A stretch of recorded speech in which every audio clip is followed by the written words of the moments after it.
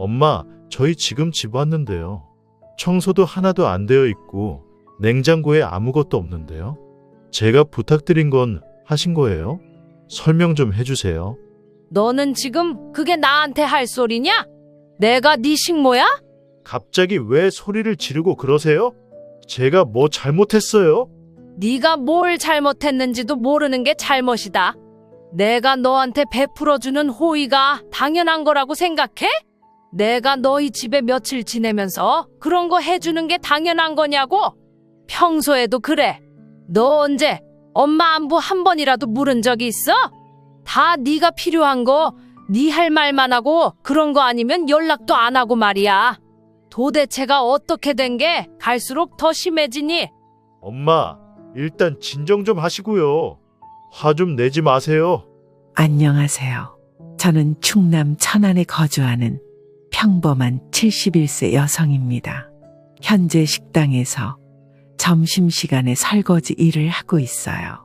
늦은 나이에 일을 하는 게 여간 힘든 게 아니지만 그래도 조금이라도 밥벌이를 하며 운동 삼아 일을 하고 있답니다.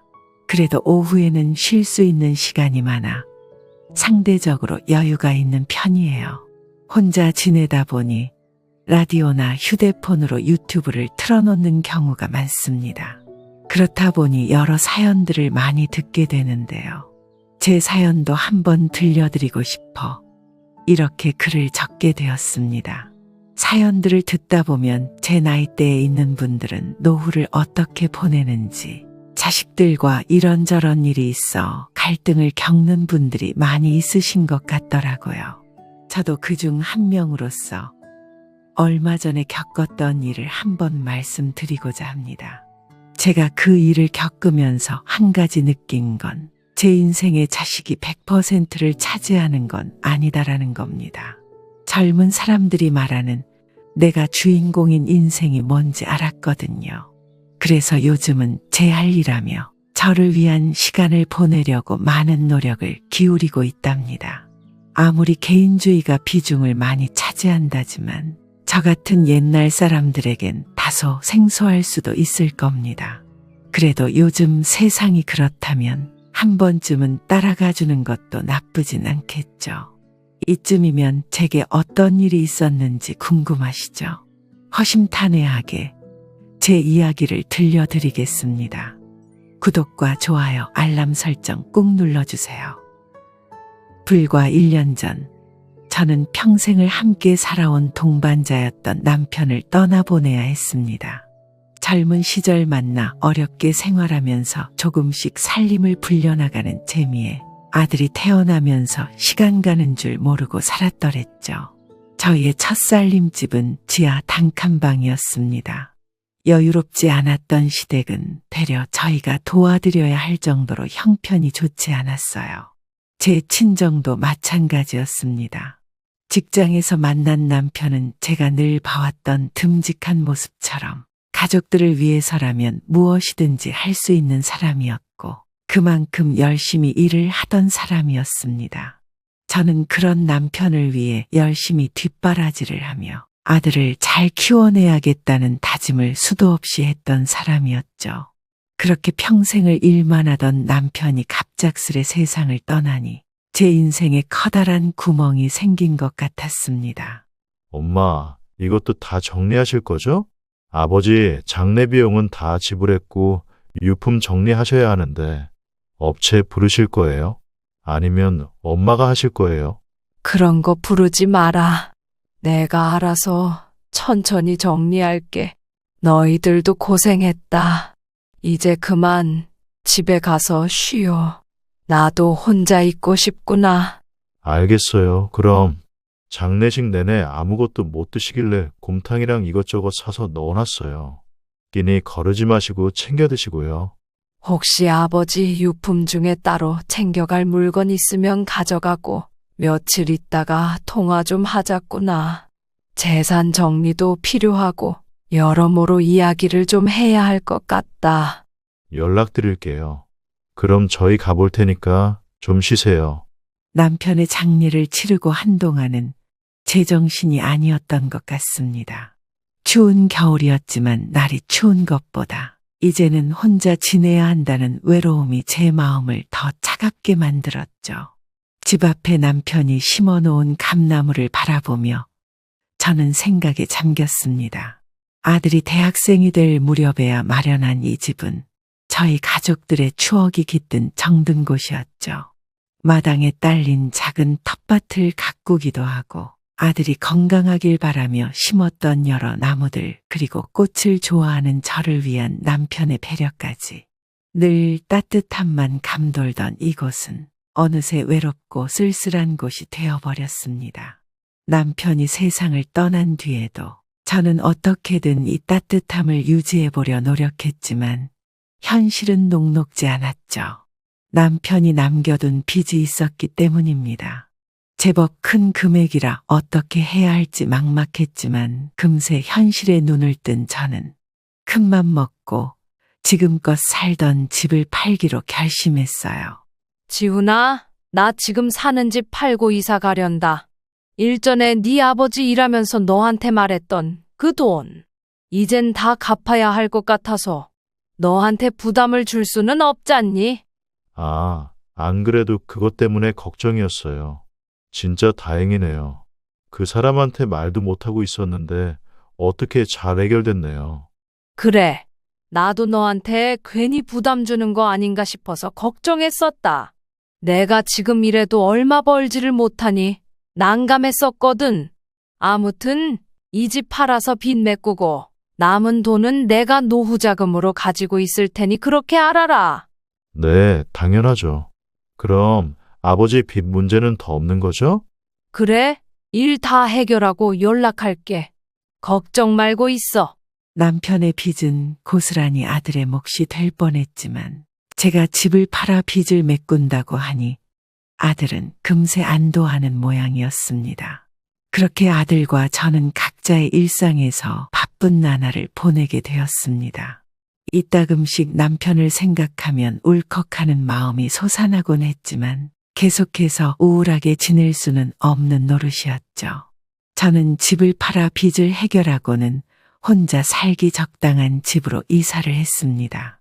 주택에서 살다 아파트에 입주한 건 처음이었지만 나름대로 편리하고 좋더라고요. 새 집에서 조금씩 적응해가며 제 나름대로의 삶을 살아가리라 다짐하게 되었습니다. 아들은 서울에서 회사를 다니고 있었습니다.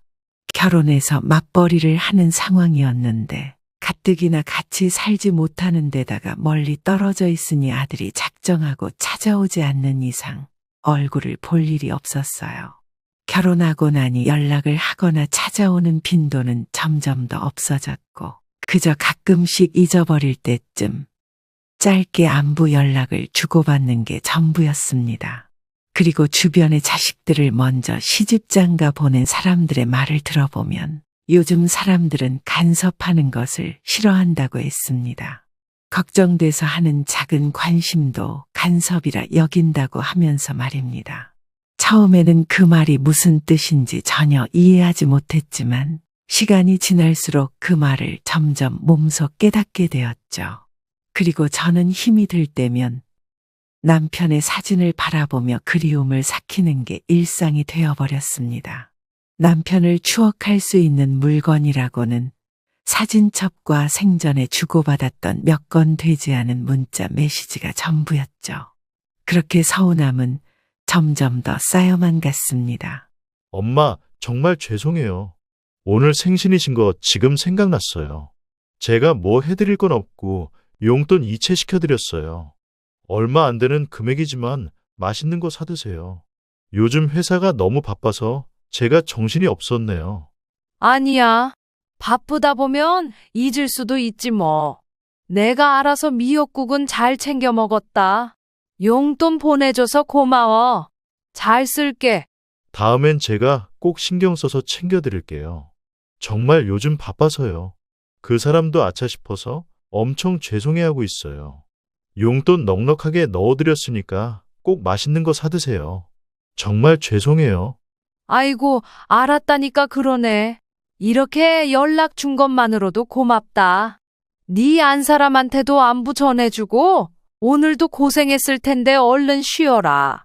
끊으마. 제 생일날 늦은 저녁이 되어서야 아들에게 온 연락이었습니다. 하루 종일 바빴는지 저도 포기하려던 찰나에 온 아들의 연락이었죠. 요즘 젊은 사람들 사는 게 바쁘다 보니 그럴 수도 있겠다 싶었지만 부쩍이나 외로움을 느끼던 저는 아들의 태도가 서운하기 그지없었습니다. 그래도 아들은 결혼하기 전에는 한 달에 한두 번 정도는 집에 내려와 저와 시간을 보내곤 했습니다. 그마저도 여유가 되지 않으면 곧 잘 안부 연락을 하기도 했죠. 아침에 전화해서는 밥 챙겨 먹었냐, 오늘 컨디션은 어떻냐며 다정하게 절 챙겨주던 아들이었는데 결혼하고 나서는 챙겨야 할 가정이 생겨서인지 저는 늘 뒷전이었죠. 많은 것을 바라지는 않았지만 점점 사이가 멀어지는 것 같아 내심 서운한 마음이 쌓여가던 중이었습니다. 하지만 그렇다고 아들에게 일일이 내색하며 제 마음을 내비치기란 쉽지 않았죠. 용돈도 좋고 전화도 좋았지만 물질적인 도움보다 더 절실했던 건 아마 아들과의 따뜻한 대화 몇 마디 그거였을 겁니다. 그렇게 아들의 전화를 받으며 애써 제 마음을 또 감추게 되었죠. 어머니, 이번에 제사. 저는 참석이 어려울 것 같아요. 아직 확정된 건 아닌데 회사에서 출장 계획이 그 시기랑 비슷해서요. 네 시아버지 돌아가시고 첫 제사인데 참석해야지. 다른 사람이면 모르겠는데 네 시아버지잖니? 내가 지훈이한테도 미리 연락해뒀는데 전달 못 받은 거야? 지훈 씨 통해서 전해 들었죠. 근데 시기가 애매해서 말씀드리는 거예요. 아직 정해지지도 않았다며? 그럼 겹치지만 않으면 올 수 있는 거 아니냐? 여기가 부산이나 저기 땅끝 시골 마을도 아니고 기차 타면 1시간이면 올 거리인데 그것도 힘들다 이거야? 어머니, 그게 아니라요. 내가 지금 시짜지 타는 것처럼 보여? 괜히 며느리 회사 일 못하게 하고 집안일 시키는 못된 시어머니 된 것 같네? 내가 말하는 건 너희들이 도의적인 태도를 보여야 한다는 거야. 무조건 안 된다고 생각할 게 아니라 유도리를 부릴 줄 알아야 한다는 거야. 내가 언제 너희들 명절에 오라가라 한 적이 있어? 다른 것도 아니고 돌아가신 양반 첫 제사는 참석을 하는 게 도리인 거다. 네, 어머니 알겠어요. 제가 생각이 짧았어요. 그이한테 말할게요. 말하고 말고 필요 없다. 이번 첫 제사에는 무조건 참석해야 해. 잔소리처럼 들릴지는 모르겠지만 다른 사람도 아니고 네 시아버지다. 몇 번 지낸 제사도 아니고 돌아가시고 첫 제사야. 그 양반 간지 얼마나 됐다고 벌써 그렇게 홀대할 생각이야?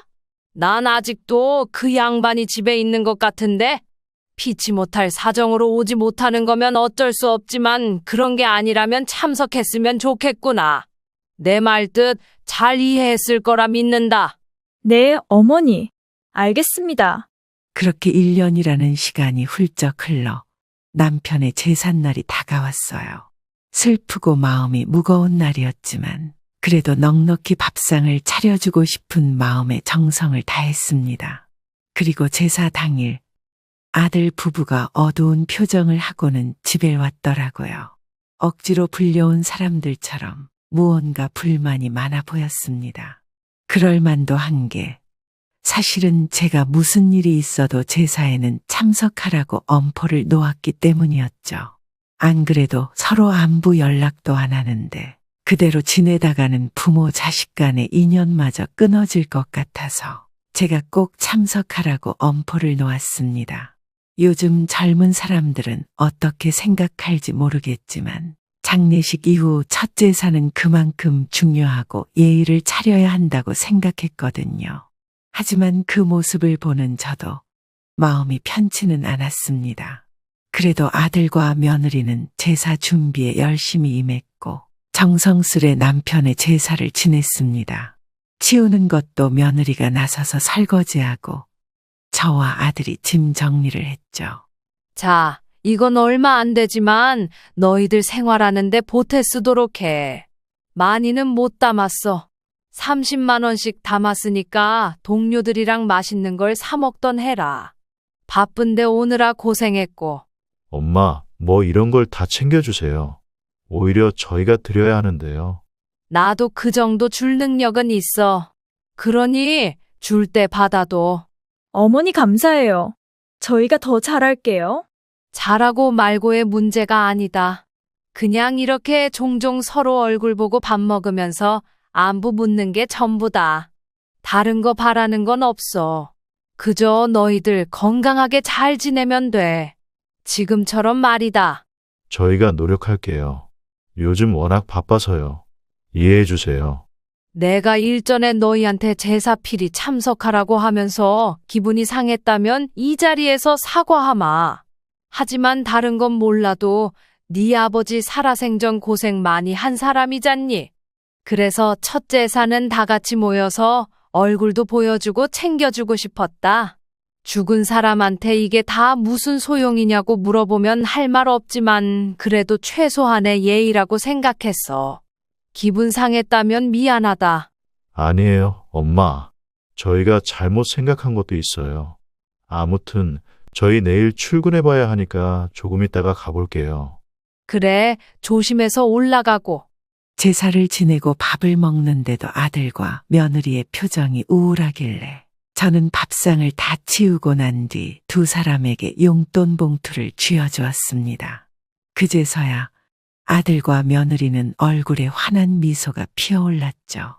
저는 그 모습을 바라보며 안쓰러움과 동시에 외로움이 더욱 깊어지는 것을 느꼈습니다. 제 안부가 궁금해서가 아닌 내려오기 귀찮은 곳에 왔는데 물질적인 것을 손에 쥐어주니 미소 짓는 아들 부부를 보며 알 수 없는 감정을 느끼기 시작했습니다. 그래도 한자리에 앉아 얼굴을 마주보고 있으니 저는 그저 좋을 뿐이었죠. 애써 서운한 마음은 잠시 뒤로 밀어놓기로 했습니다. 하지만 그 미소는 오래가지 못했어요. 며칠 뒤 아들 부부가 해외여행을 가게 되었다며 저에게 전화를 걸어왔습니다. 그래, 지훈아. 무슨 일 있니? 엄마 시장 갔다가 지금 막 들어오는 길인데. 엄마, 잘 지내셨죠? 식사는 잘 챙겨 드셨고요? 나야 늘 똑같지. 챙겨 먹는 건 알아서 잘 먹고 있고. 그런데 무슨 일이야? 아, 엄마 다름이 아니라 저희가 해외여행을 가거든요. 부탁드릴 게 있어서요. 그렇구나. 어디로 가니? 부탁할 게 뭔데? 이번에 유럽으로 여행 가요. 보름 정도 길게 다녀오는 거라 엄마한테 부탁드릴 게 있어서 연락드렸어요. 어차피 혼자 계시기도 하고 이참에 서울로 여행 오신다 생각하고 잠시 저희 집에 계시면 안 될까요? 너희 집에 있으라고? 너희 여행 간다며? 빈집에 내가 혼자 가 있으나 여기서 혼자 지내나? 그게 그거지 뭐. 그리고 내가 가 있으면 너희들이 불편할 거 아니니? 저희가 집을 오래 비우는 게 처음이기도 하고 불안해서 그래요. 저희 집에서 며칠 지내시면서 서울 구경도 좀 하시고 쉬시는 게 어떠세요? 그래도 너희 살림인데 내가 혼자 있으면 네 안사람이 불편해하지 않겠니? 그 사람도 그렇게 하라고 했어요. 저희가 다 이야기 끝낸 부분이니까 엄마만 서울 올라오시면 돼요. 비밀번호나 이런 건 문자로 알려드릴 테니까 집만 꾸려서 오세요. 그래, 너희들이 그렇다면 그런 거겠지. 알았다. 출발이 언제니? 저희 내일 모레 출국하니까 엄마 편하실 때 오시면 될 것 같아요. 제가 문자 방금 전에 넣어드렸어요. 엄마 감사해요. 나도 여기서 일 마무리하는 대로 올라갈게. 엄마 점심마다 아르바이트 하는 거 알잖아. 거기다가 말도 해야 하고 일정도 조율해야 해서. 안 되진 않을 거니까 걱정하지 마라. 해외여행을 간다던 아들은 제게 집을 지켜달라며 부탁하더라고요. 얼마 전에 이사한 집이고 올해 집을 비우는 게 어색한 모양이었습니다. 저는 아들의 전화를 받으며 내심 서운한 마음이 들었어요. 제 안부를 묻거나 소소한 대화를 나누는 게 아니라 그저 자신들의 부탁만 들어달라고 했으니까요. 못 들어줄 정도로 어려운 부탁은 아니었지만 그래도 내심 마음 한 구석에는 다음에 엄마도 같이 가자는 둥, 덕분에 잘 다녀오겠다는 둥, 인사치레라도 했으면 서운한 마음이 조금은 덜 했을 겁니다. 결국 저는 아들의 말대로 간단히 짐을 싸 서울로 올라가는 기차에 몸을 싣게 되었습니다. 택시를 타고 아들이 알려준 주소로 갔더니 제법 으리으리하고 고급스러운 아파트 외관이 보이더군요. 문자 메시지를 보며 천천히 비밀번호를 누르고 집에 들어가려는데 이상하게 잘 열리지 않았습니다. 어머, 이게 왜 이럴까? 번호가 안 맞나? 이게 맞는데? 저는 몇 번이고 도어락 번호키를 눌러보았지만 문은 열리지 않았고 경고음만 여러 번 울릴 뿐이었습니다. 급히 아들과 며느리에게 연락을 했지만 해외라서 그런지 전화를 받지 않더라고요. 언젠가 답장이 오겠지. 어떻게 하지 생각하며 발을 동동 구르고 두어 시간을 기다려야 했습니다. 하지만 연락은 오지 않았고 어떻게 해야 할지 점점 막막해지더라고요. 이미 밤늦은 시간이라 더 이상 시끄럽게 구는 것도 이웃집의 민폐일 것 같았습니다. 저는 불안한 마음에 일단 아파트 밖으로 나와야 했습니다. 당장 몸을 뉘울 수 있는 곳을 찾아야 했죠. 고급 아파트 단지라 주변이 밝긴 했지만 초행길이라 그런지 간판들이 다 눈에 들어오진 않았습니다. 밤늦은 시간이라 그런지 술에 취한 사람도 있었고 한적하기만 한 길은 왠지 모르게 더 오싹했습니다. 결국 저는 큰 길과 골목길을 몇 번 지난 뒤 낡은 모텔을 하나 발견했고 부랴부랴 방을 얻어 들어가게 되었어요. 그래도 따뜻한 물이 나와 온몸을 녹일 수 있었고 근처 편의점에서 간단히 요깃거리를 사와 끼니를 해결했습니다. 무심결에 거울을 보니 제 모습이 초라하기 그지없었습니다. 1시간 가까이를 땀을 흘리며 걸었으니 그럴만도 했습니다. 지친 모습이 역력했고 거울을 보면서 제 스스로도 많이 늙었구나 싶었습니다. 조금의 신세 한탄을 하고는 이내 이부자리를 펴고 누웠죠. 하지만 낯선 곳이고 조금 놀라서 그런지 도통 잠이 오질 않았습니다. 밤새 뒤척이던 저는 아침이 되어서야 아들과 며느리에게 다시 연락을 했어요. 몇 번 연결음이 울리더니 아들이 전화를 받았습니다. 엄마, 저 해외라고 했잖아요. 지금 여기 새벽인데. 도대체 무슨 일이세요? 너는 지금 그렇게 물을 게 아니라 집에 잘 도착했냐고 물어야 되는 게 정상 아니냐? 도대체 어떻게 된 게 마음에 드는 게 하나도 없어? 도대체 왜 이러는 거냐? 엄마가 만만해? 만만하다니요? 그게 무슨 말씀이세요? 새벽이라 겨우 눈 붙이고 이제 전화 받는 건데 다짜고짜 그러시면. 끝까지 네 잘못은 모른다 이거니? 새벽이고 나발이고 지금 내가 다 죽게 생겼는데 넌 걱정도 안 되는 거냐? 너희들 여행이 더 중요하다 이거야? 저는 아들이 전화를 받자 화가 난 목소리로 대뜸 소리치기 시작했습니다. 그러자 아들은 당황한 듯 머뭇거리기 시작했죠. 깊은 한숨을 내쉬며 무어라 말하는 아들을 뒤로하고 저는 쏘아붙이기 시작했습니다. 너는 어떻게 된 게 비밀번호를 잘못 알려줘서는 날 이 고생을 하게 만들어? 전화를 받던가 문자라도 보낼 수 있는 거 아니야? 밤새 무슨 일이 있었는지 걱정은 안 해? 엄마, 여기 유럽이고 지금 새벽이라고 말씀드렸잖아요. 비밀번호 제가 잘못 알려드린 건 죄송한데요.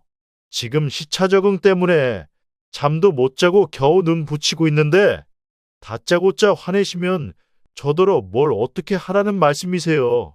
지금 당장 한국으로 돌아갈 수도 없는 노릇이고요. 뭐라고? 너 말 다 했니? 일단 제가 비밀번호 다시 확인하고 보내드릴게요. 앞으로 너 이딴 부탁하려면 나한테 하지 말아라. 내가 여기 길도 모르고 얼마나 한참을 헤맸는지 알아? 애초에 네가 잘 알려줬으면 이런 일도 없잖아. 왜 사람을 고생시키니? 너희들 놀러 가는 것만 중요하고 이 엄마가 어디서 뭘 하든 그건 신경도 안 쓴다 이거니? 그런 뜻 아니란 거 잘 아시잖아요. 너무 화내지 마시고 비밀번호 보내드릴게요. 집에 가셔서 몸 좀 녹이시고 그러세요. 알았다. 일단 여행 다녀와서 이야기하자. 아들은 짜증 섞인 목소리로 저와 짧은 통화를 마무리하고는 몇 분 뒤 비밀번호를 다시 보내왔습니다. 이전에 보내준 비밀번호와 비교해보니 끝자리 한 자리가 더 있더라고요. 조금 어이가 없었고 화도 났지만 애써 다시 짐을 꾸려 아들의 집으로 갔습니다. 막상 집으로 들어가니 넓기도 하고 고급스러운 인테리어가 제 시선을 사로잡더라고요. TV에서만 보던 가전과 저희 집에 있는 것보다 몇 배나 더 큰 TV를 보고 입이 떡 벌어졌습니다. 저는 거실 한켠에 짐을 내려놓고 방에서 이불을 가져와 거실에 깔았습니다. 아무래도 방에서 지내기에는 조금 눈치가 보이는 게 사실이었거든요. 그렇게 며칠의 시간이 흐르고 아들이 여행에 돌아오기 며칠 전 전화 한 통을 받았습니다. 바로 아들이었죠. 엄마, 저희 집 어때요? 이번에 이사했는데 진짜 넓고 좋죠? 그래, 좋아 보이더라. 여행은 잘하고 있니? 네, 이제 기차 타고 프랑스에 갔다가 거기서 마지막 여행하고 한국으로 갈 것 같아요. 뭐 필요한 거 있으세요? 가는 길에 사갈까요? 아니다. 난 필요 없어. 알겠어요. 그럼 엄마, 부탁 좀 하나 할게요.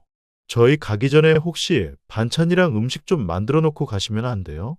여기 음식도 맛있긴 한데 너무 느끼하고 가면 늦은 밤이나 될 텐데 어디 가서 밥 먹기도 좀 그렇고요.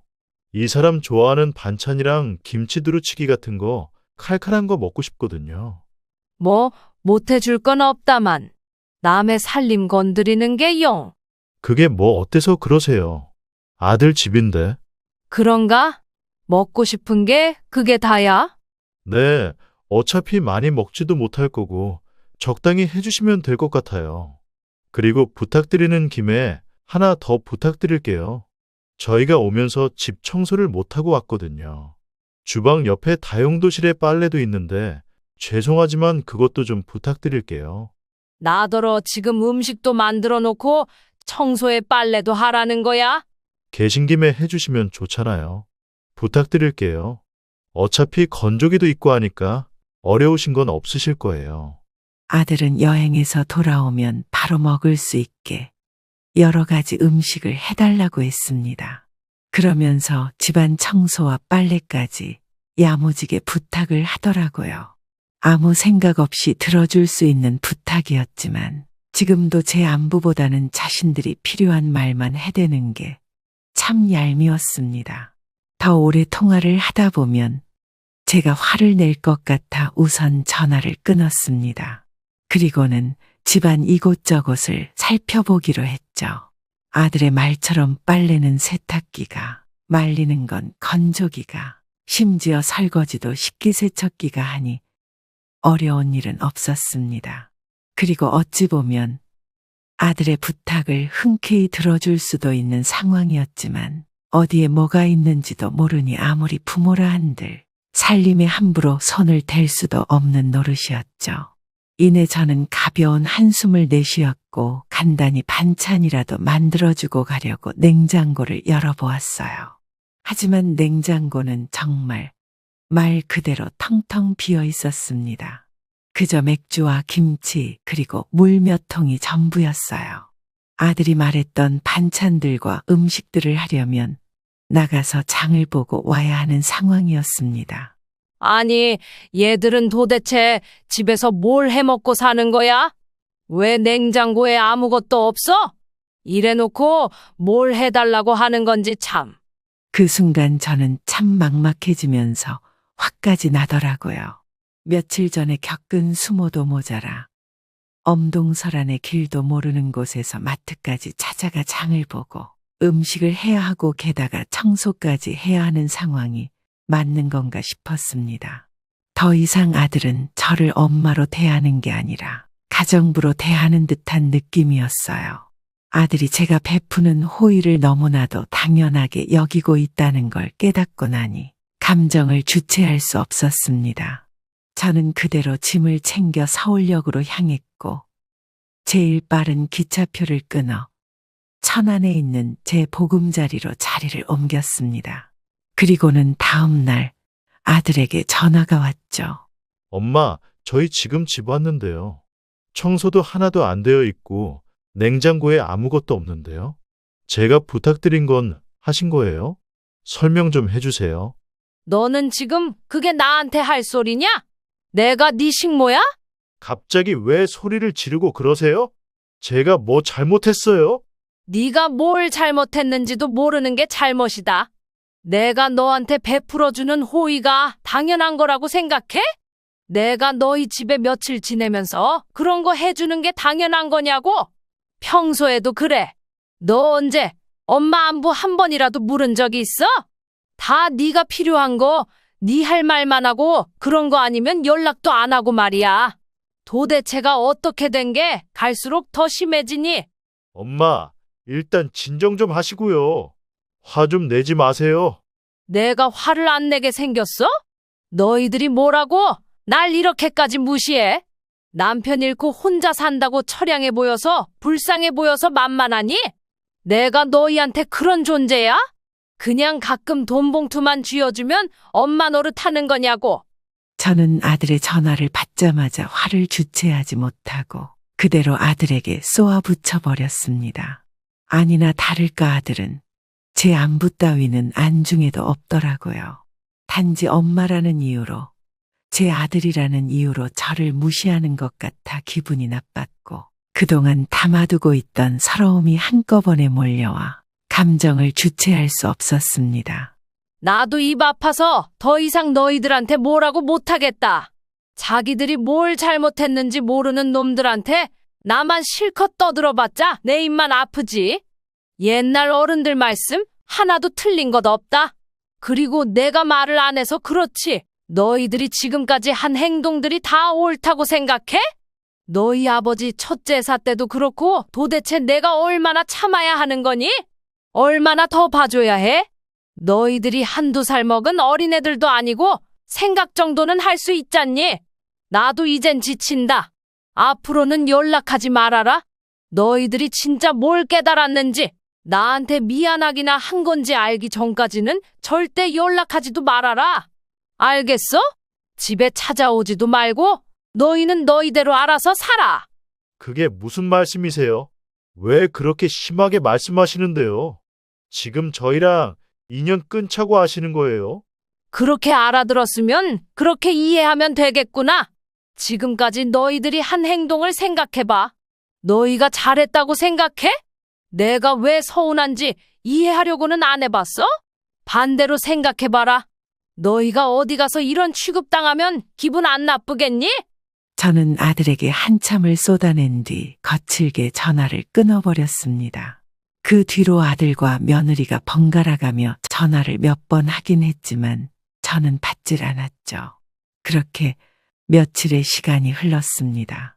그때도 여느 때처럼 점심시간에 일을 하고 집으로 돌아오던 길이었죠. 집 앞에서 익숙한 실루엣이 보이기에 가까이 가서 보니 아들과 며느리였습니다. 너희들이 이 시간에 여긴 어쩐 일이야? 내가 찾아오지 말라고 했어? 안 했어?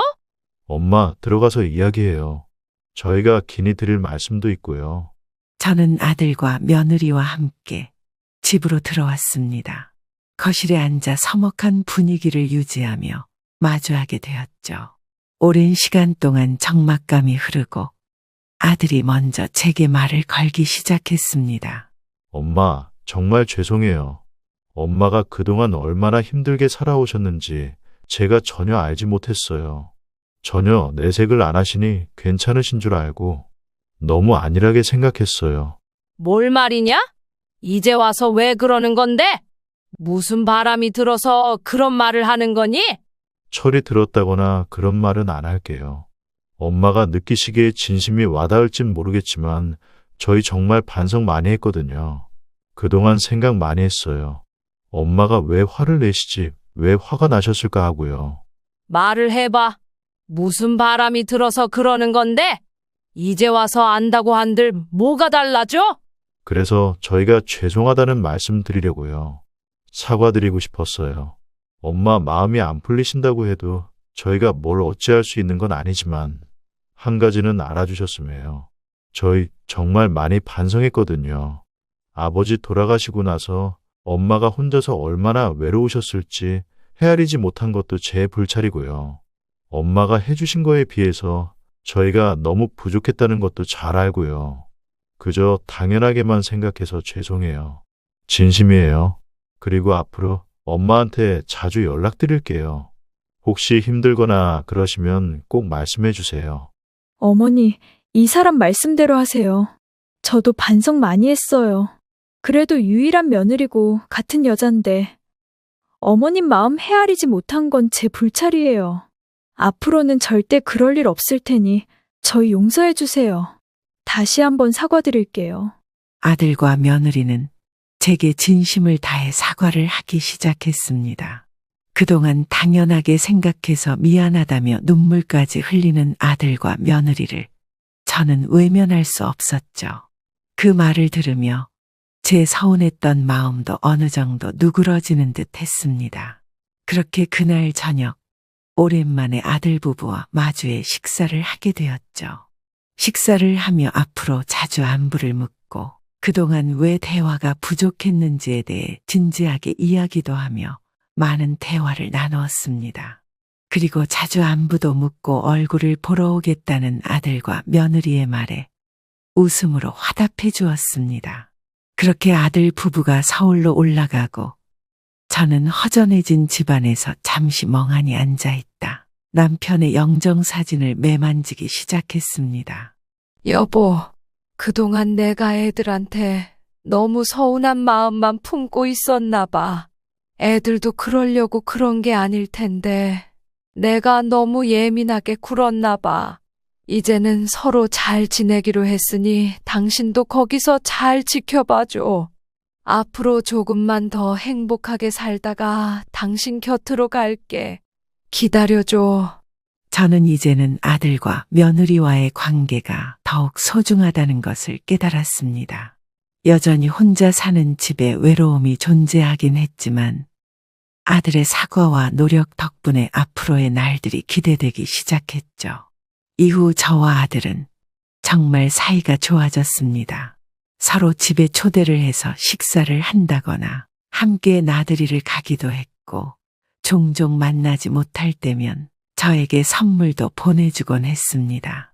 며느리도 그동안 저를 챙겨주지 못한 게 마음에 걸린다며 영양제 옷 입을 등 여러 가지를 세심하게 챙겨주기 시작했고요. 저는 갑작스러운 변화에 조금은 부담스럽기도 했지만 그 변화를 긍정적으로 받아들이기로 했습니다. 아들과 며느리는 한 달에 한두 번은 제가 사는 집에 와서 함께 시간을 보내기 시작했습니다. 저는 예전만큼은 아니지만 조금씩 사이가 회복되어 가는 것 같아 나름 만족스러웠어요. 지훈아, 네 안 사람이랑 다 같이 꽃놀이 어떠냐? 이번에 여기에서 축제를 크게 한다는데 너희 내려올 거면 거기를 한번 가볼까 싶어서. 저희야 좋죠? 그 사람도 꽃 좋아하잖아요. 엄마랑 둘이 잘 다니면 되겠네요. 제가 열심히 사진 찍어 드릴게요. 그럼 정확한 날짜가 언제죠?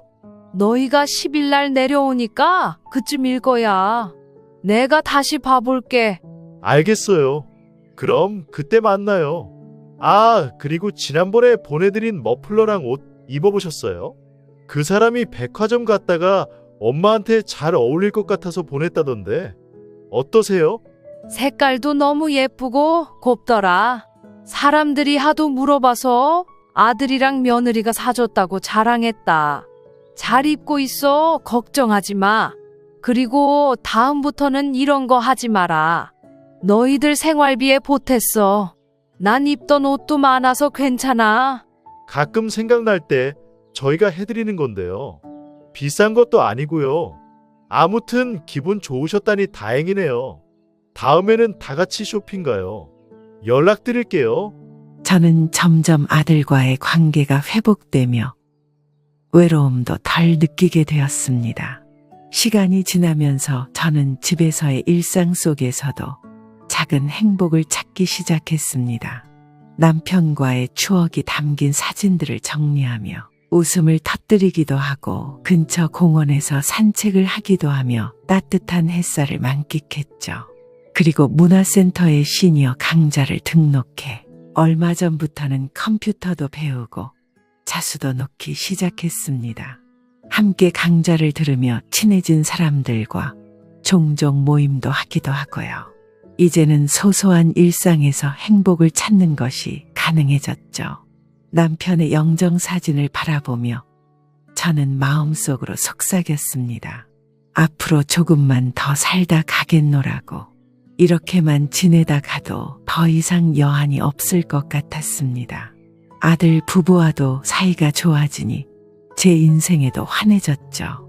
그동안 서운했던 마음, 속상했던 마음 모두 훌을 털어버리려고 합니다. 잘 알 수 있도록 용기 좀 심어주세요. 그리고 남편과의 추억을 간직한 채 남은 인생을 최선을 다해 살아보겠습니다. 이어서 두 번째 사연을 소개합니다. 막노동하면서 어렵게 아들 키워냈는데 이제 연 끊자는 아들놈에게 통쾌한 복수했습니다. 아버지, 저는 이제 제 인생을 살아야 할 것 같습니다. 그동안 아버지 그늘에서 제대로 놀지도 못했고 제 일도 못했어요. 그때 결혼한다고 인사드리려고 했던 여자랑 지난주에 약혼했습니다. 지금 하고 있는 일 자리 잡으면 바로 시골일 거니까 그렇게 아세요. 그런 걸 어떻게 너 혼자 마음대로 결정해? 결혼이 애들 장난인 줄 아냐? 사돈이나 며느리 될 사람이 어떤지 내가 모르는 게 말이나 되는 소리야. 그래서 제가 결정한 거잖아요. 3년 전에도 그분 돌아가시기 전에 신경이나 쓰셨어요? 그때 제가 해명하느라 얼마나 힘들었는 줄 아시냐고요. 3년이나 지났고 서로 신경 쓸 일 없을 것 같은데 각자 알아서 할 일하며 지내면 되는 거 아닌가요? 그러니 제 인생 살겠습니다. 그래, 네 멋대로 한번 살아봐라. 얼마나 잘 되는지 보자. 안녕하세요. 저는 서울시 강서구에 거주하는 윤봉식이라고 합니다. 올해로 72세가 되었고 이제 막 취직한 막내딸과 함께 살고 있어요. 60대 후반의 나이까지 공사장을 전전하며 일을 했습니다. 딱히 기술이 있던 건 아니고 수십 년간 해오던 일이 막노동이다 보니 나름 실력이 좋아서 꾸준히 일을 해올 수 있었죠. 일을 그만둔 뒤에는 막내딸의 권유로 문화센터도 다니고 등산 모임도 다니며 건강관리에 힘쓰고 있습니다. 요즘엔 인터넷 배우는 재미가 쏠쏠하답니다. 좋은 실력은 아니지만 사연을 보낼 수 있을 정도의 수준은 되어서 평소 챙겨보던 유튜브 채널에 이렇게 사연을 보내봅니다. 가족이라는 게 제게 어떤 의미인지, 소중하다 못해 제 목숨과도 바꿀 수 없는 자식에게 차마 못할 짓을 한 건 아닌지 여러분께 냉정한 판단을 맡겨보고 싶네요. 제 사연을 듣고 솔직한 의견 부탁드립니다. 아버지, 식사 꼭 챙겨 드시고요. 저 오늘 일찍 퇴근하니까 오는 길에 아버지 좋아하시는 사거리 족발 사올게요. 그러니 오늘은 끼니 챙겨 드세요. 알았다. 근데 에리야, 혹시 말이다. 오빠 연락 왔는지 궁금하신 거죠? 지난번 이후로 딱히 온 건 없어요. 재활치료 잘 다니고 요즘엔 집 근처 중국집에서 아르바이트 시작했나 보더라고요. 연락 오면 아버지한테 꼭 말씀드릴 테니까 걱정하지 마세요. 이렇게 걱정하시면서 왜 그렇게 모질게 구셨대요? 걱정이 돼서 그러지. 깨물어서 안 아픈 손가락이 어디 있니? 그나저나 늦겠다. 어여 다녀와. 저에게는 슬아의 자식 셋이 있습니다. 큰아들과 작은딸, 저와 함께 살고 있는 막내딸까지요. 큰아들을 낳고 얼마 안 된 시점에 아내를 잃었고 그 뒤에 재혼해서 얻은 자식들이 나머지 두 딸들입니다. 깨물어 안 아픈 손가락이 없기에 제 목숨보다 소중히 여기며 자식들을 키워냈어요. 하지만 삶의 풍파와 온갖 역경을 겪고 나니 모두가 그러했듯 언제나 올바른 부모-자식 관계가 형성되진 않더라고요. 무슨 말이냐 하면 바로 큰아들과 제가 인연을 끊다시피 했다는 겁니다. 하지만 걱정이 되는 마음은 여전하고 그저 자기 삶에 있어서 조금이나마 방황을 멈추고 정도의 길을 갈 수 있게 애써 외면하고 있는 중이죠. 며칠 뒤 첫 번째 아내의 기일이라 납골당에 혼자 조용히 다녀오게 되었습니다. 혼자 멍하니 앉아 있으며 넋두리를 풀어놓는데 그동안 스쳐 지나온 많은 시간들이 떠오르더군요. 여보, 오늘은 특히나 당신이 생각나는구려. 동희는 이제 정신을 좀 차리려는지 한동안 연락도 없이 지내다가 이제 일을 막 시작한 모양이야. 내가 잘 가르치지 못한 탓이 크니 당신이 하늘에서 잘 들여다봐 주시구려. 다음에 또 오리다. 첫 번째 아내는 제가 대학을 다니던 시절 운명처럼 만난 사람입니다. 밝고 상냥했던 그 여자는 집안의 강요로 억지로 대학을 다니게 된 저와는 정반대 이미지였죠. 제가 힘들 때면 특유의 밝고 긍정적인 에너지로 저에게 희망을 심어주었습니다. 그러다 보니 서로에 대한 사랑을 확인하고 결혼을 약속할 만큼 진지한 연애를 하게 되었죠. 하지만 양가 부모님들의 강한 반대에 부딪히고 말았습니다. 당시 사업체를 크게 운영하던 저희 집안과 내세울 것 없는 아내의 집안이 비교된다는 이유에서였죠. 어느 정도 반대가 있을 수도 있겠다 예상은 했었지만 서로를 포기해야 되나 고민을 할 정도로 반대가 극심할 줄은 몰랐습니다. 하지만 저희는 그럴수록 더욱 돈독해졌고 결국 어른들의 뜻을 거스르기로 결심했죠. 그 선택은 제 인생의 전환점이었습니다. 어찌어찌 대학을 졸업하고는 아내와 함께 동거를 시작하게 되었는데 같이 살게 된 지 얼마 안 된 시점에 아내의 임신 소식을 접할 수 있었습니다. 태어날 아이와 모든 것을 다 버리고 저를 선택한 아내를 위해 저는 닥치는 대로 일을 하는 수밖에 없었죠. 소박하게 친구 몇 명을 불러 결혼식도 치르고 새로운 인생을 시작하게 되었습니다.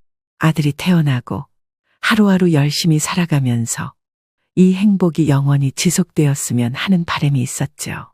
하지만 행복 끝 불행 시작이었는지 저에게 주어진 행복한 시간은 그리 길지 않았습니다. 바로 아내가 교통사고로 세상을 떠나고 만 것이었죠. 아들이 돌도 되기 전이었는데 갑작스런 상황에 제정신이 아니었습니다. 진심으로 사랑하는 사람을 잃게 된 슬픔은 가히 말로 표현이 안 되더군요. 하지만 어린 아들의 울음소리를 듣고는 정신을 차려야 했습니다. 이복의 봉식이 자네가 얼마나 힘든지 잘 알지만 어린 것 생각해서 정신 똑바로 차려야 해. 자네가 힘들어도 동희는 이제 자네밖에 없지 않나. 그러니 무슨 일이 있어도 정신줄 부여잡고 마음 단단히 먹어.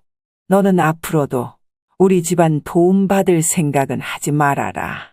이리야 안타깝게 됐지만 다 네가 자초한 거야. 그러니 네 인생 네가 스스로 개척해서 살아. 혹여나 죽거들랑 그때 연락하고 정신줄 부여잡고 살라는 말이다. 집안에서 완전히 버림받은 데다 아내를 떠나보내고 철저히 혼자가 된 저는 의지할 곳 하나 없었습니다. 그저 울음으로 소통하는 어린 아들을 홀로 키워야 했죠. 그런 아들을 보면서 저는 어떻게든 잘 살아가리라 수십 수천 번도 더 다짐을 해야 했습니다. 하지만 혼자서 주변의 도움을 받지 않고서는 제대로 아이를 키우기 어려웠습니다. 결국 저는 큰 결심을 하게 되었죠. 아이를 보육원에 맡기고 제가 자립해서 아들을 정상적으로 키워낼 수 있을 때 꼭 다시 찾을 생각이었습니다. 내가 무슨 일이 있어도 너 하나는 지킬게. 꼭 다시 데리러 올 거야. 그러니 잘 먹고 건강하게 자라야 한다. 아가야, 미안하다. 열심히 살아가고자 하는 의지에도 불구하고 냉혹했던 현실은 점점 더 고립시켰습니다. 하지만 저는 결심한 이상 무엇이든 포기하지 않고 열심히 살기로 했죠. 언젠가 아들을 다시 데려와 함께 살겠다며 말입니다. 저는 밤낮으로 일을 시작했습니다. 그 어떤 일이라도 가리지 않고 돈을 벌 수 있다 하면 시간이 되는 대로 일을 하러 다녔습니다. 하루에 2시간만 잠을 잔 적도 있을 정도로 독하게 마음을 먹었죠. 나중에는 요령이 생겨 요일을 정해 일을 하기도 했고 먹는 것 입는 것 아껴가며 열심히 돈을 모았더니 아들과 함께 살 작은 빌라 전셋집을 구할 수 있었습니다. 아들을 생각할 때마다 가슴이 저려왔지만 언젠가 다시 제 품에 안길 그날을 생각했고 꼬박 10년이라는 세월이 흘렀죠. 틈틈이 시간이 날 때면 아들을 보러 가곤 했는데 가끔 가끔씩 찾아오는 아빠라 어색하긴 해도 옅은 미소를 보여주곤 했습니다. 그리고 기다리던 아들을 데려온 날, 저는 희망에 가득 차 기쁘기 그지없었지만 아들은 아니었나 봅니다. 이제 막 사춘기가 시작된 아들은 저와 말 한마디 섞으려 하지 않았죠. 그 속을 다 헤아릴 순 없으나 그동안 얼마나 외로웠을까, 얼마나 저를 원망했을까 생각하니 모든 게 다 이해가 되었습니다. 아버지, 이번에 그분이랑 애들 다 집에 있죠? 주말에 얼굴 좀 뵈러 갈까 해서요. 그렇고 말고 일이 있어도 없어야지. 우리 장남이 온다는데 일하느라 바쁜 거 아니야? 주말인데 푹 쉬지 않고 무슨 일이라도 있는 거야? 무슨 일이 있어야 가는 건 아니잖아요. 그래도 말씀은 드리는 게 나을 것 같아서 찾아뵙는 거예요. 전화로 말씀드려도 되지만 찾아뵙고 얼굴도 뵐 겸 인사시켜드릴 사람도 있고요.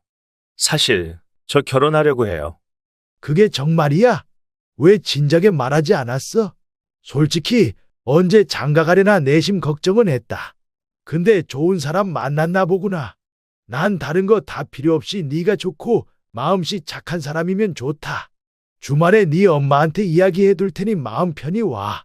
엄마는 무슨 엄마예요. 그분도 같이 보셔도 상관없는데 불편하면 안 계셔도 되니까 말씀 좀 잘 전해주세요.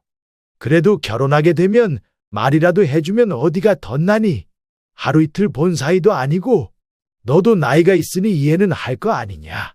자식 낳아봐라. 내 말이 무슨 뜻인지 알게 될 거야. 그만 좀 하세요. 가기 전에 부담 왕창 주시네. 그건 제가 알아서 할 테니까 주말에 간다는 것만 알고 계세요.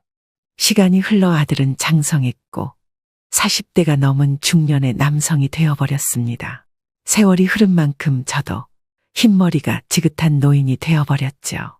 수십 년 아들과 함께 살아오면서 조금씩 새로운 관계를 형성해 나갔습니다. 물론 인연을 끊다시피 했지만 처음부터 이랬던 건 아니었어요. 저는 아들을 보육원에서 데려오고 나서 지극정성으로 보살폈어요. 하고 싶은 게 있다고 하면 제가 해줄 수 있는 선에서는 무엇이든 다 해주려고 했습니다. 그래야 조금이나마 저와 대화를 나눠주었거든요. 하지만 아들이 점점 커갈수록 엄마의 손길이 많이 필요해지더라고요. 재혼을 해야 하나 싶은 순간 지금의 아내를 만났습니다. 아내는 제가 일하던 공장에서 식사를 챙겨주던 직원이었어요. 저와 비슷한 고통을 겪은 사람이라 우연히 저에 대해 알게 된 아내가 먼저 말을 걸어왔죠. 하루는 반찬이며 김치며 한보따리를 싸주길래 왜 이러냐고 모질게 군 적도 있습니다. 하지만 아내는 혼자 사는 게 참 힘들죠. 다 이해하니 조금이라도 도움이 되면 어떨까 싶어 준비했어요. 부담 갖지 말고 맛있게 드셔주세요. 라며 저를 챙겨주기 시작했죠. 그 누구보다 강하고 따뜻한 사람이었습니다. 저는 그 따스함에 자연스레 이끌렸고 재혼을 결심하게 되었죠. 아들에게 인사를 시켜주며 따로 결혼식은 하지 않았습니다. 아내는 당시 초등학교 3학년이던 딸이 있었고 그렇게 저희는 서로의 상처를 보듬어주며 살아가기로 약속했죠. 사이도 나쁜 편이 아니었습니다. 아들도 엄마의 손길을 거부하기는 싫었는지 곧잘 지냈거든요. 저는 이 행복이 오래 지속되기를 바랬습니다. 여보, 제발 그러지 마요. 그러다 애 더 삐뚤어져요. 시간 지나면 다 괜찮아지니까 참고 기다려줘요. 그게 부모잖아요. 하지만 사춘기가 극에 달했던 아들은 점점 더 반항적인 스타일로 변해갔습니다. 하루가 멀다 하고 학교에 불려가는 일도 잦았고 어쩔 땐 경찰서에 아들이 조사를 받고 있으니 와서 데려가라는 연락도 심심찮게 왔고요. 학교에서 문제를 일으키는 것도 모자라 나쁜 친구들과 어울리며 방황을 하는 아들이 못마땅했습니다. 이러려고 아들을 키운 게 아닌데 이러라도 모든 걸 다 해준 게 아니었으니까요. 아들에 대한 연락을 받을 때마다 저는 점점 지쳐갔고 화를 참지 못하고 손을 대거나 크게 호통을 치는 일이 많아졌습니다. 손찌검을 하게 되는 상황까지 가니 아내가 저를 온 힘을 다해 막아섰어요. 동희야, 제발 정신 좀 차리자. 언제까지 이렇게 살 순 없는 거잖니? 이제라도 조금이라도 마음 편히 살아보려고 너한테 온전한 가정을 주고 싶었던 내 마음은 어쩌자는 거니? 나도 이젠 버겁다, 버거워. 어휴, 정말 어떻게 해야 할지 모르겠네. 아내 덕분에 겨우 흥분을 가라앉힌 저는 왜 이렇게까지 해야 하는 건지 이해가 가질 않았습니다. 결국 아들은 잘못이 없었고 모든 건 제 탓이었어요. 그렇게 힘든 세월을 견뎌내온 거였습니다. 큰아들은 사회생활을 한답시고 혼자 따로 살게 되었고 둘째 딸은 대학을 졸업하고 일찌감치 시집을 가서 벌써 아이 둘의 엄마가 되었습니다. 그리고 막내딸은 대학원을 다니고 있었죠. 저희 부부와 함께 살면서요. 아버지, 이번 주에 인사드리려던 거 결혼 허락 받으려는 거 아니고 그냥 간단히 인사만 하는 거니까 부담 주지 마세요. 내일 모레 가서 괜히 서로 얼굴 붉히는 일 없었으면 해요.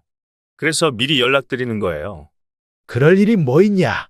네 엄마도 잔뜩 긴장했고 나도 그런데 실수하는 건 없을 거다. 네가 결혼해서 자리를 잡는 게 중요한 거지. 우리도 부담 줄 생각 없어. 그러니 걱정 말고 와. 혹시라도 무슨 일 생기면 연락드릴 테니까 그런 줄 아시고요. 이건 뭐 통보식이구나.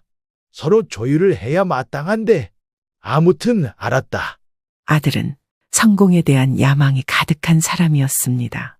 그래서 40이 넘는 나이까지 일에만 몰두했고 주변에 많은 인정을 받게 되었죠. 아들과 결혼할 여자는 돈 많은 부잣집 딸이었습니다. 투자 사업과 대부업을 병행하는 집안이라고 하더라고요. 아들은 대기업에 근무하며 인연이 닿은 그 여자와 어떻게든 결혼을 하고 싶어 했습니다. 아들의 말에 의하면 나이도 아들보다는 10살이나 어리다고 들었거든요. 둘이 좋아서 결혼을 하는지 비즈니스적인 관계를 유지한 건지 저는 잘 모르겠지만 그래도 집안에 세 사람이 들어온다고 하니 내심 긴장이 되었습니다. 그리고 저는 나이가 들어서도 막노동을 하거나 주변에서 소일거리를 찾아 돈을 벌었습니다. 부양해야 할 가족들이 있었고 힘이 닿는 한 일을 그만두고 싶은 생각이 없었죠. 그러다 둘째 딸이 시집을 가고 난 뒤 집안에 변화가 생기기 시작했습니다. 좋은 변화는 아니었어요. 딸들의 권유로 아내와 함께 건강검진을 받았는데 아내가 췌장암 말기 판정을 받은 거였습니다.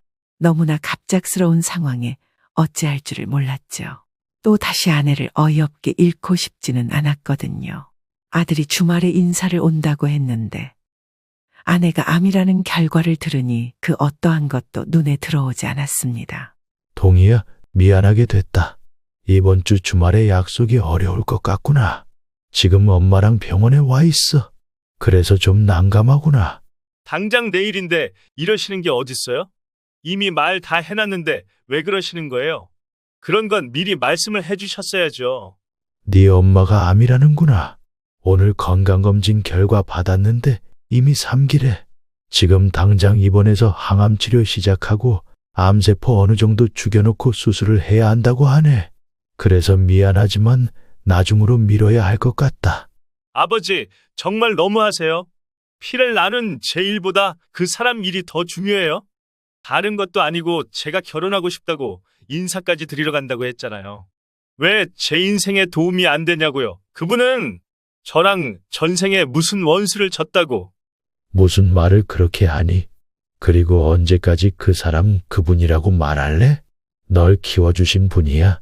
낳아주시진 않으셨더라도 열과 성을 다해 널 키워주신 분이라고. 사람이 죽을 병에 걸렸다는데 말을 꼭 그렇게 해야겠니? 너 그동안 키워준 엄마가 아프다는데 괜찮냐는 말 한마디라도 해주면 어디가 덧나냐?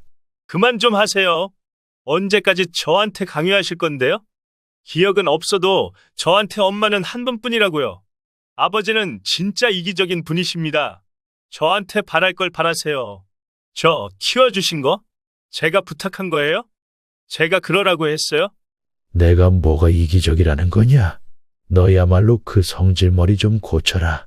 내가 너한테 크게 바란 게 있냐?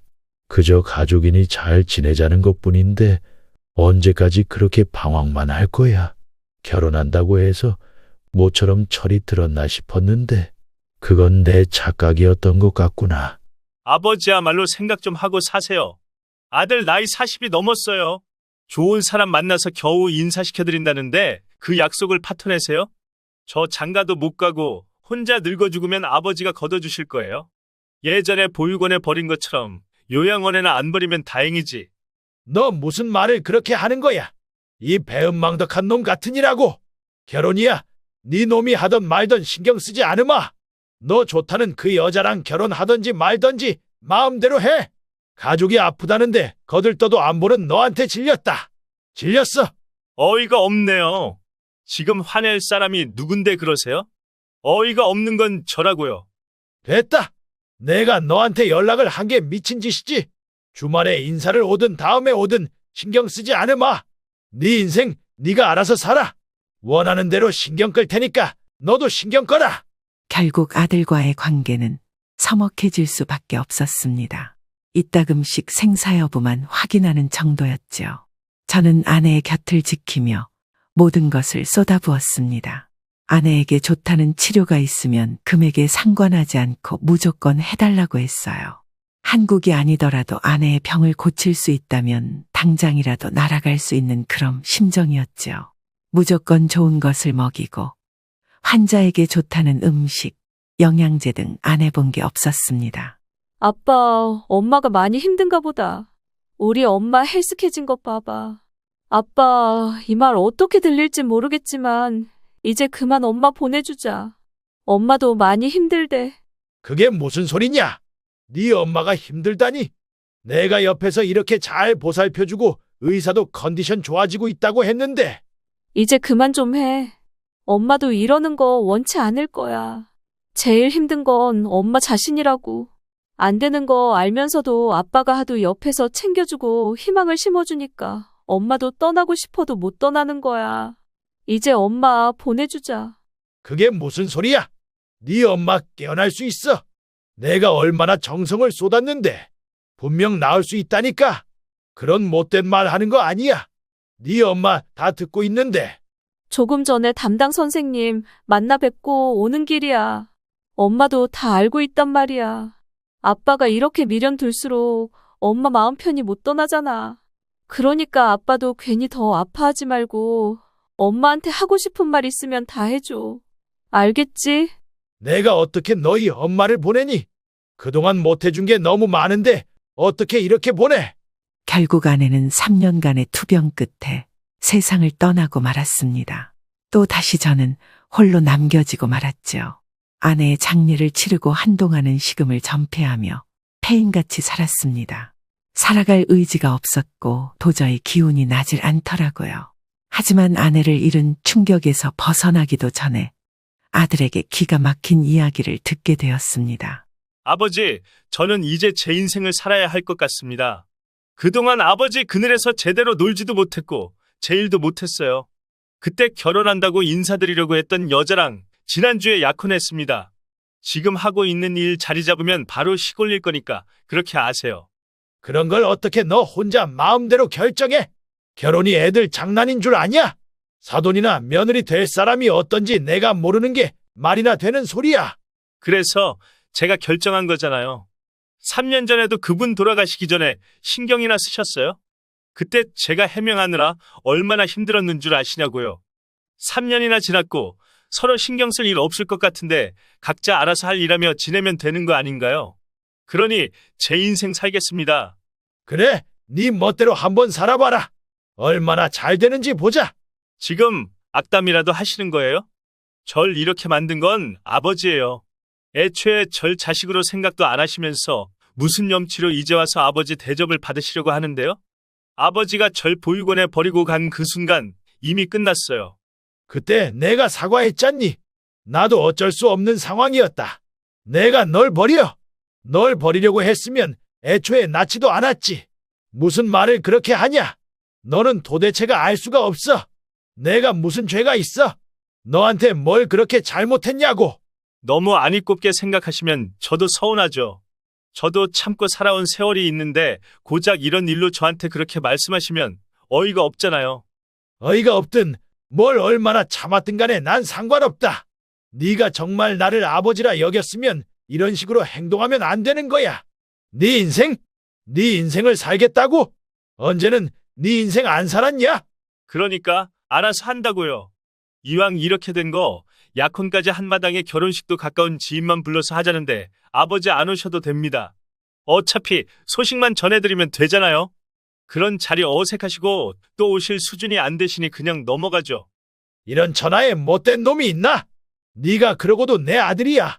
정말 이렇게까지 해야 해? 못할 건 뭔데요? 저도 이젠 제 인생을 살아야 합니다. 아버지도 이제 그만 저를 놓아주세요.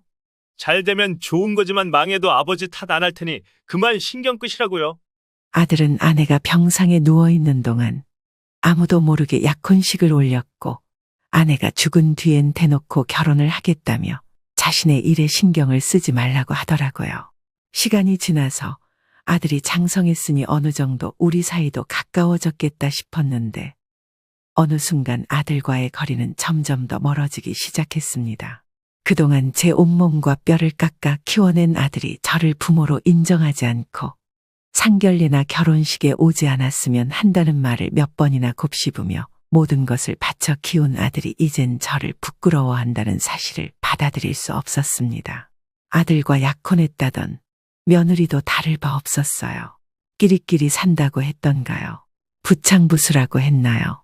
정말 상상을 초월했습니다. 그래도 나름 시댁이라고 자기 딴에는 챙긴다며 때가 되면 돈을 보내오곤 했죠. 말 그대로 돈이면 다인 줄 아는 부류였습니다. 아버지, 돈 보내드린 거 받으셨죠? 이번엔 조금 더 넣었어요. 보내지 말라니까 왜 계속 보내는 거냐? 나중에 은행 가서 뽑아오던지 할 테니 그대로 가져가라. 나 이 돈 필요 없다. 잘 받으셔놓고 왜 그러세요? 혹시 액수가 적으세요? 그런 게 아니란 거 잘 알잖니? 나 니까 돈 필요 없다. 당장 가져가던지 알아서 해라. 그동안 보낸 돈도 하나도 안 쓰고 모아뒀어.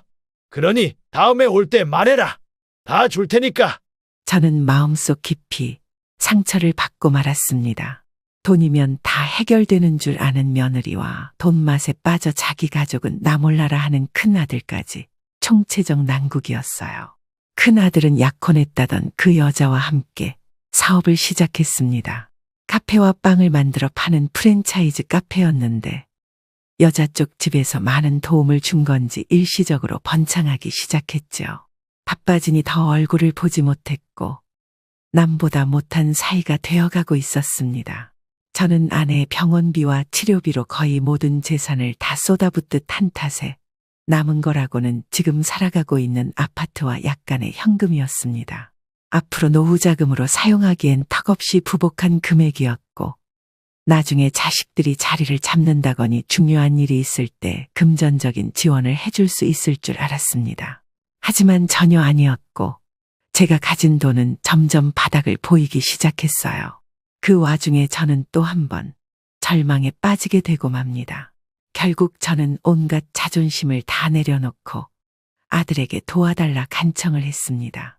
동희야, 이런 말해서 미안하지만 혹시 조금만 도와줄 수 있겠니? 네 엄마 그렇게 보내고 전 재산을 거의 치료비로 썼지 뭐니. 그래서 그런데 돈 조금만 해다오. 내가 필요한 데가 있어서 그래. 여유가 되면 빌려줄 수 있겠니? 뭐 하시는데 그런 큰 돈이 필요하세요? 드릴 순 있는데 제가 굳이 드려야 해요? 내가 너한테 이런 말까지는 안 하려고 했다. 나도 암이라는구나. 당장 입원해서 치료받아야 하는데 너희 엄마 아프면서 가진 돈을 다 써버려서 여윳돈이 없구나. 그래서 부탁하는 거야. 아버지 곁에 딸이 2명이나 있잖아요. 저는 사업하는 사람이라 아버지께 도움이 못 됩니다. 지금 자리 잡고 있는 와중에 아버지한테 큰돈 들어갈 일도 없고요. 다른 것도 아니고 암이라고. 너는 내가 죽을지도 모른다는데 모른 척 하고 싶은 거야? 아니면 그냥 죽었으면 좋겠는 거냐? 너는 도대체가. 지금 당장은 어렵다고요. 왜 이렇게 억지를 부리세요? 저 바쁘니까 나중에 다시 전화하던지 하세요. 도대체가 이해를 할 수가 없어요. 하지만 제 간청에도 아들은 듣는 둥 마는 둥 하기 바빴습니다. 저는 절망적인 마음을 뒤로하고 곧바로 병원에 항암 치료를 받게 되었습니다. 원래는 간호병동에 입원해서 주기적으로 간호사들이 들여다봐 주었지만 딸들이 번갈아가며 저는 보살폈고 제가 아내에게 했던 것처럼 딸들도 저에게 많은 것을 해주었습니다. 저도 사람인지라 암이라는 소식을 맞닥뜨렸을 때 기분이 좋진 않았습니다. 그리고 우연히 막내딸이 아들과 얽힌 제 이야기를 알고서는 제 앞에서 아들에게 전화의 난리를 치기 시작했습니다. 네가 웬일이냐? 전화를 다 하고. 오빠, 진짜 미친 거 아니야? 다른 사람도 아니고 아빠잖아? 우리 엄마는 그래. 친엄마도 아니니까 그렇다 쳐.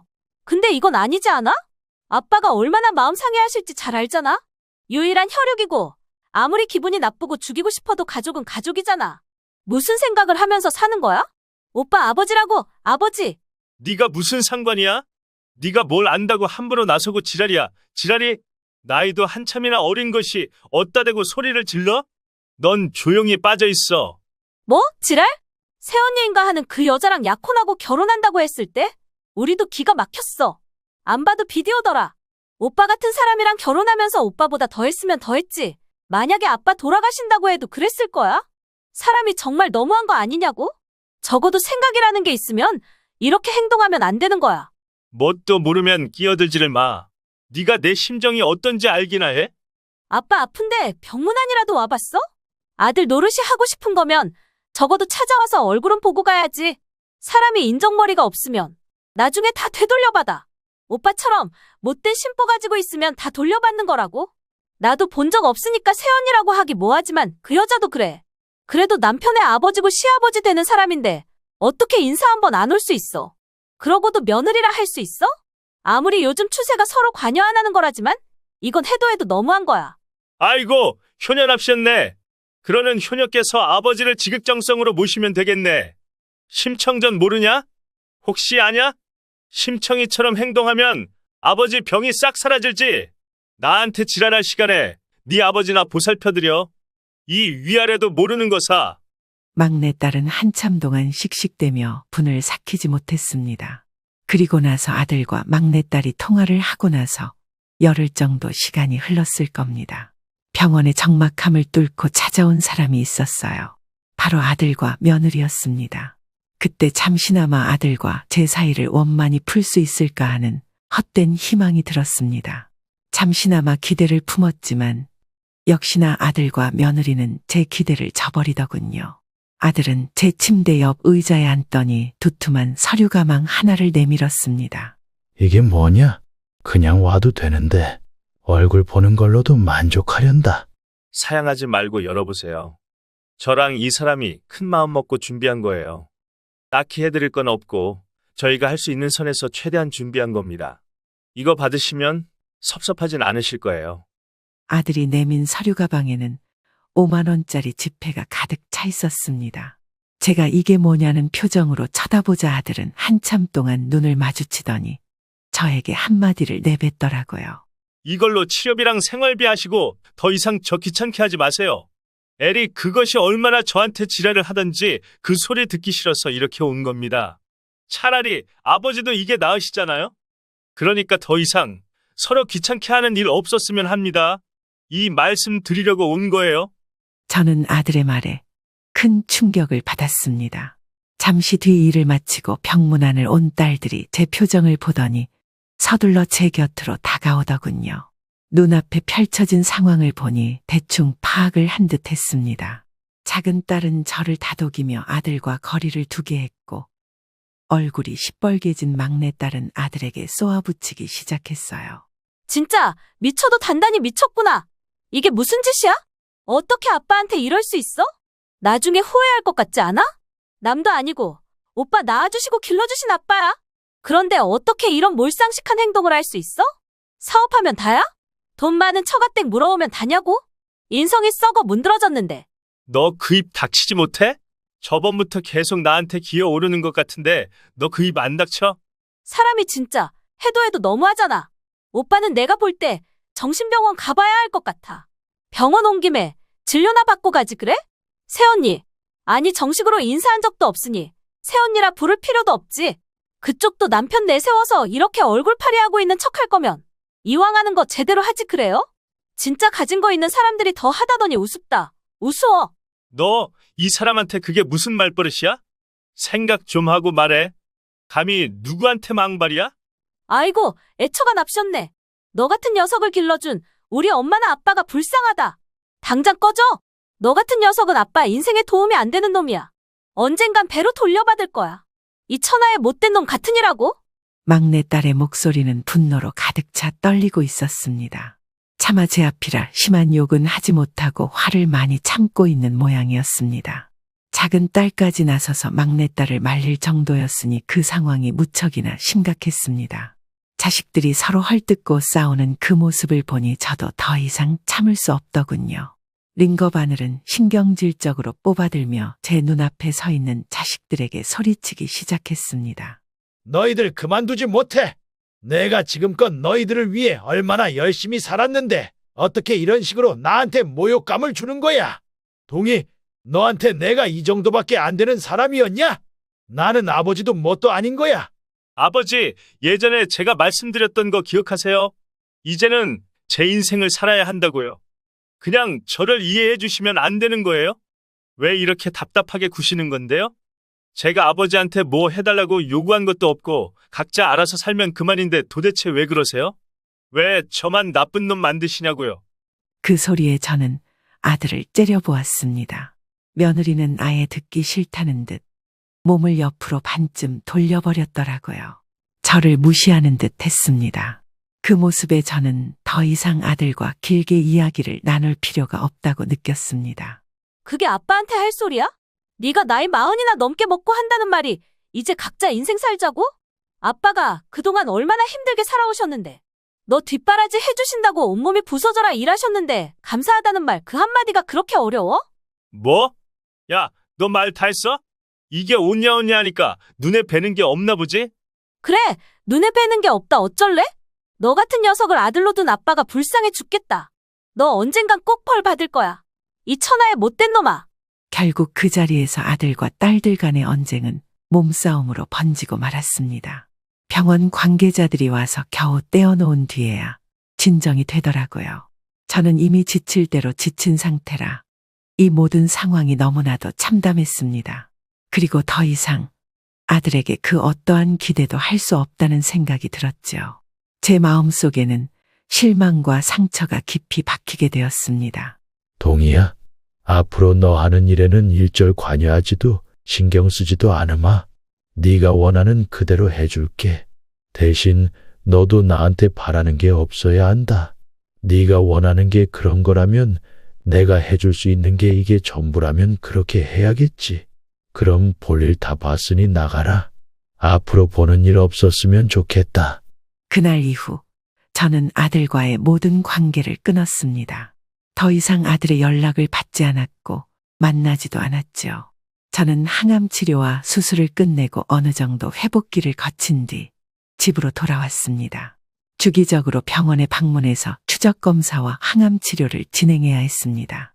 딸들은 제 곁에서 저를 위로해 주었지만 저는 마음속 깊이 자리 잡은 고통이 쉽게 사라지지 않았죠.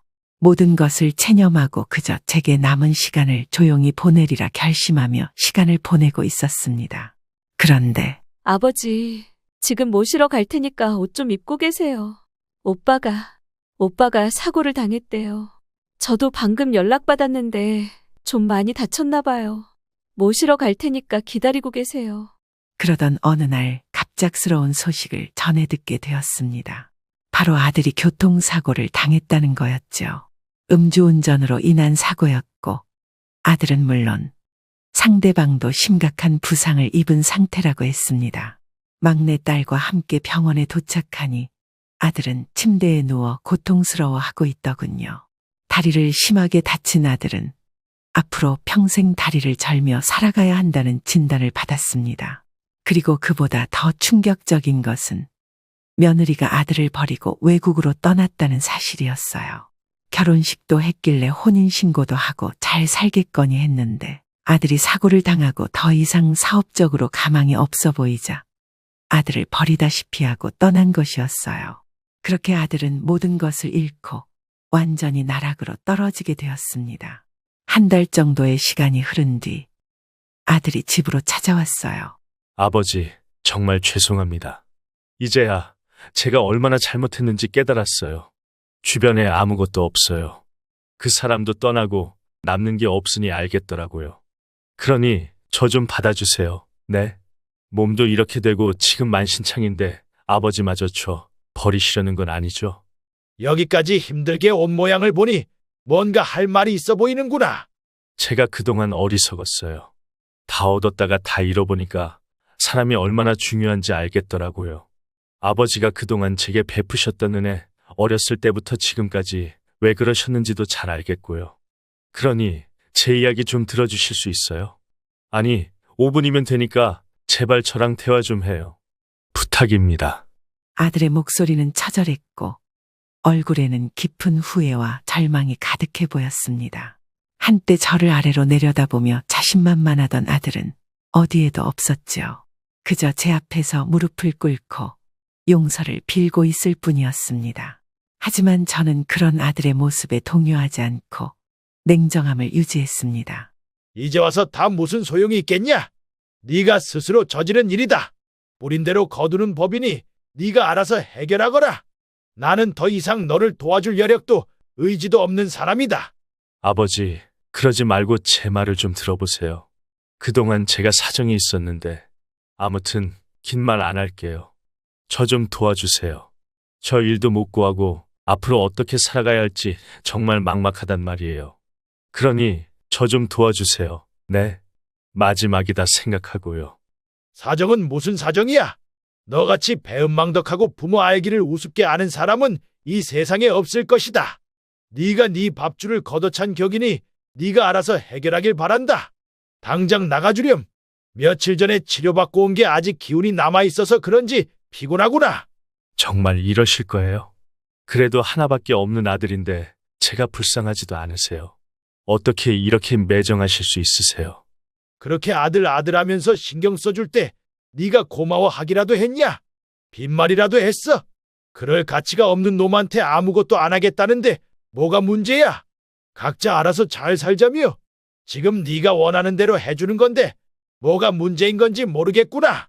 상황이 어찌 되었든 간에 호랑이 굴에 들어가도 정신만 차리면 살 수 있다고 했다. 여기 찾아올 정신으로 네 살 길이나 궁리하는 게 좋겠구나. 난 더 이상 할 말 없으니 당장 나가. 곧 애들 올 시간이다. 험한 꼴 보이고 싶지 않으면 조용히 나가는 게 좋을 거다. 아들은 그 후에도 몇 번이고 저를 찾아와 사과를 했지만 저는 받아주지 않았습니다. 딸들 또한 마찬가지였죠. 딸들은 저에게 막대했던 아들의 과거를 떠올리며 봐주지도 말고 앞으로 용서를 해주지도 말라고 단단히 말해주었습니다. 그렇게 아들은 홀로 남겨져 힘겹게 삶을 이어갔죠. 시간이 흘러 저는 암과의 싸움에서 조금씩 승리해가고 있었습니다.